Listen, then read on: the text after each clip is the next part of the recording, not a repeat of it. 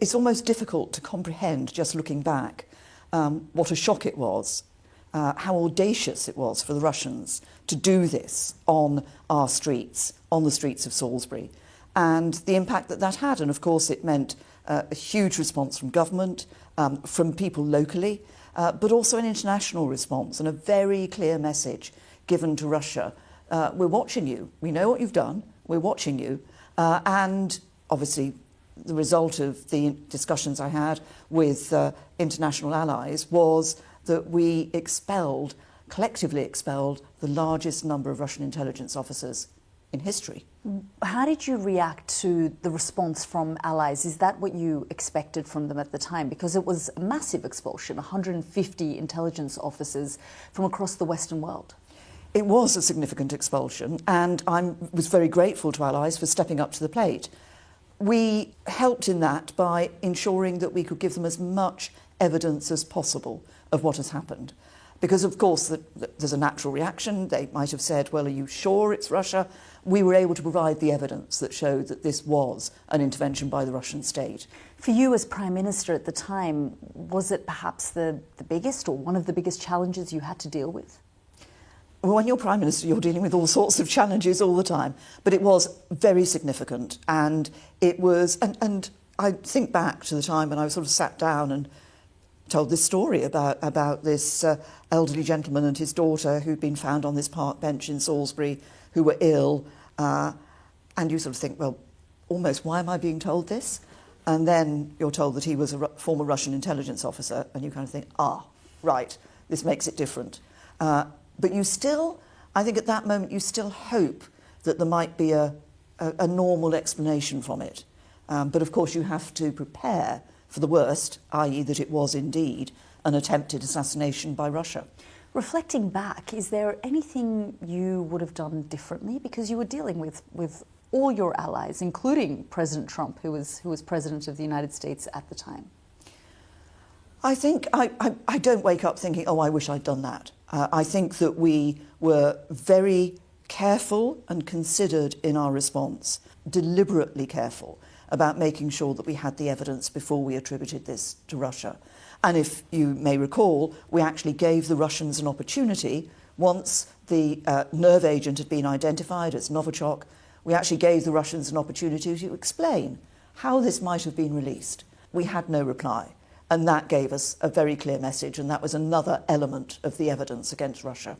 And, you know, to this day, from the Russian side, it's been deny, deny, deny. But if something like this were to happen today, are you confident that allies would step up in the same way, that Donald Trump would react in the same way? I am confident that allies would step up. I think what we've seen, of course, since then, in 2022, was Russia's further invasion of Ukraine, and that brought allies together. And yet we've seen President Trump sort of flip and flop on the question of Ukraine. Right now it feels like President Zelensky is in the good books. Are you confident that that level of support will remain for Ukraine? Well, I'm certainly confident that overall the level of support for Ukraine will remain. I was very pleased that the new Prime Minister Burnham has said that the UK's support will continue 100%, as it has done from the very beginning of that invasion. Are you worried about the convergence of these two wars, the Ukraine war and the Iran war? We know from the very beginning of the war in Ukraine that the Iranians have provided Shahed weapons. In fact, it was almost the Iranians who changed the nature of the warfare by providing them with these cheap drones. And now we're seeing the Ukrainian president increasingly vocal about Iran and its activities, its partnership and alliance with the Russians, including, providing intelligence that the Russians are providing to the Iranians in Gulf states to target American bases and other headquarters. Well, I think we must be very clear-eyed about what's happened. You're absolutely right, of course. The Iranians, from a very early stage, were providing that support to Russia and showing those very clear links between those two countries. This is why the emerging ability of Ukraine to actually develop its own weaponry is increasingly important. You've dealt with Vladimir Putin. You've had to deal with him, quite close up. What advice would you give to Andy Burnham in sort of the nature of your relationship with Putin and how he should handle that relationship with Russia? Well, I think the first thing to say is that it cannot be business as usual with Russia. It wasn't after the Salisbury attack, and it certainly can't be now, given what's happened in Ukraine. And the second thing I would say is, and it's what people ask me often, how is Putin? And I always remember, once a KGB man, always a KGB man.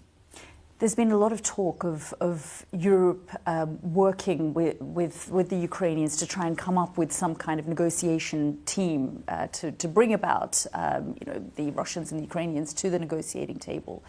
Do you think, given that you understand and you're very clear about who Vladimir Putin is, you're not naive about who he is as a person, as a leader, would you want to be part of that kind of negotiation team? I think what is important is that when we look at what has been happening, we see that Russia is under significant strain. President Putin is under significant strain. There is no doubt that the economy has been hard hit. They are losing significant numbers of personnel, both in terms of people who've been killed, but also people who've been wounded. And on the other hand, we see Ukraine actually managing to develop at a very rapid rate its ability to fight the Russians. So I think the balance has been shifting. Does that mean a negotiation is going to happen anytime soon? Who can say? I suspect it will still be some time. How do you think this ends, the war in Ukraine? It can't end with Russia winning. I mean, that's absolutely critical.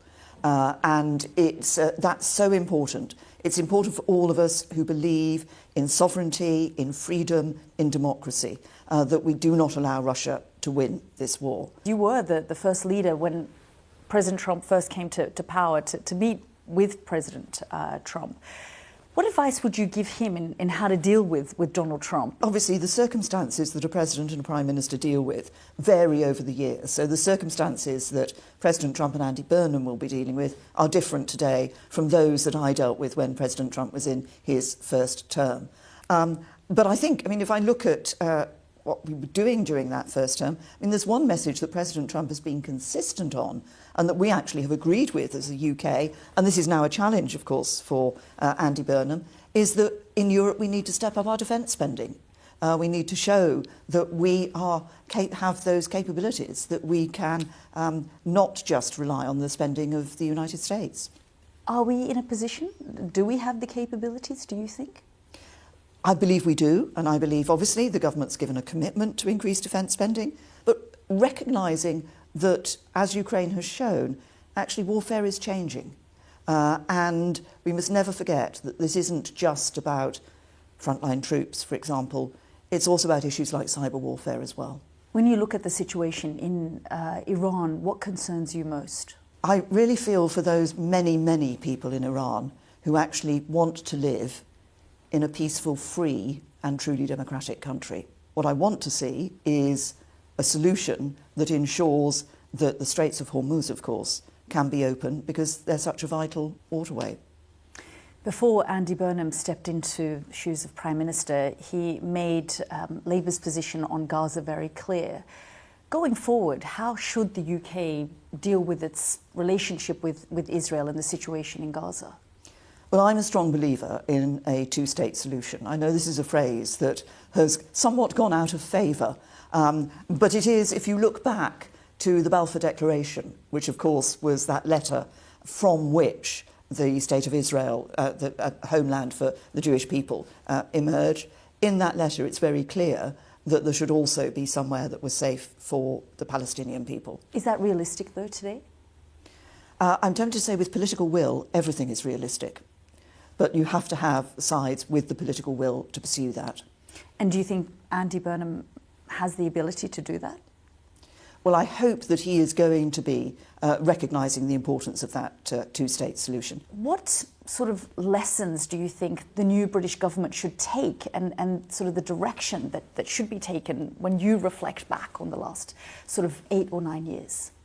Well, I think if I reflect back, if I may, on a slightly longer period, I think one of the key lessons for the UK and other Western allies, which we sort of woke up to in February 2022, is that we can't be complacent. We can't be complacent about our democracies.